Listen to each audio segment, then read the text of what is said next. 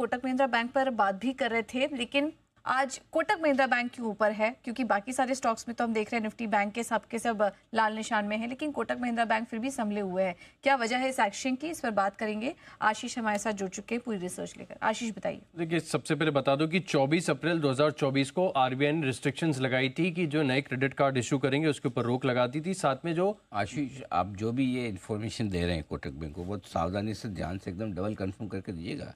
श्रीकांत जी भी बैठे हैं कोटक से ही, उनको सब कुछ पता है। श्रीकांत जी साथ साथ में क्रॉस वेरीफाई भी करते जाएंगे। आपने खबर सारी सही बताई थी, सारा डेटा है। हाँ, श्रीकांत जी है, ध्यान रखना। आप बताइए। श्रीकांत जी को भी अलर्ट मोड में डाल दिया है, देख दो। जी, 24 अप्रैल 2024 को आरबीआई ने रिस्ट्रिक्शंस लगाई थी। एक तो ऑनलाइन जो कस्टमर एक्विजिशन होता है उसके ऊपर, और जो नए क्रेडिट कार्ड इशू होते हैं उसके ऊपर भी रिस्ट्रिक्शंस थी। और उसको लेकर मैनेजमेंट ने कहा कि इस चीज़ को जो है हम एड्रेस करके चलेंगे। दरअसल अगर आप देखें तो आरबीआई को आपत्ति थी कि जो इनका आईटी इंफ्रास्ट्रक्चर है और रिस्क मैनेजमेंट है, इसके ऊपर सवाल उठाए गए थे। और इसके बाद अगर आप देखें तो सिग्निफिकेंट इम्पैक्ट स्टॉक पर देखने को मिला था।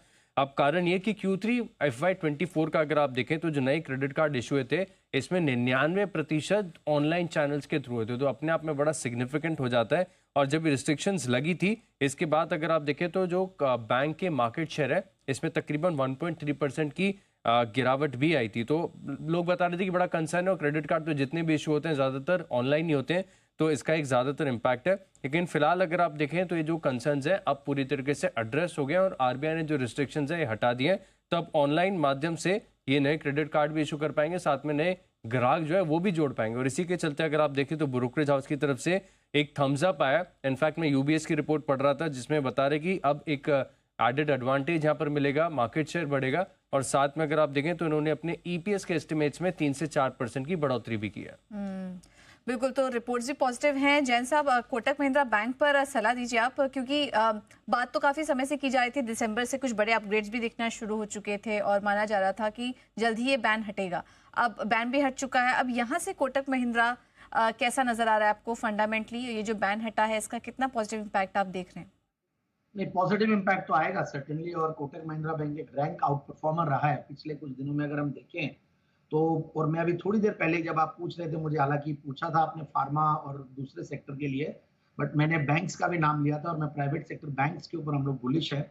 जो भी ये टैक्स कट हुआ है और कंजम्पशन के ऊपर जो बूस्ट आने वाला, उसका बहुत बड़ा beneficiary somehow ICICI bank, HDFC bank, Kotak bank के जो बड़े प्राइवेट सेक्टर बैंक्स। और ये अगर एफआईआई लूटते हैं तो सडनली इन बैंक्स के ऊपर उनकी नजरें ज्यादा बनी हुई रहेगी as compare to other banks and other stocks also. तो वो लोग का हमेशा से ये डार्लिंग सेक्टर रहा है, जो मैंने अभी तक इतने सालों में इन लोगों का वो देखा है। सो आई फील कि कोटक महिंद्रा बैंक में जिन्होंने लिया हुआ है वो होल्ड करके रखे, और जिनको लेना है ये बाय ऑन डिप्स की स्ट्रेटेजी है। हो सकता है इतना चला हुआ है थोड़ा करेक्ट हो जाए, रिट्रेस हो जाए मार्केट्स के प्रेशर में, but overall Kotak Mahindra bank is a good buy. और ऑलमोस्ट अपने हाइज के आसपास है, लाइफ टाइम हाइज के आसपास। तो अगर क्रॉस करता है तो एक नया हाइज भी बना सकता है।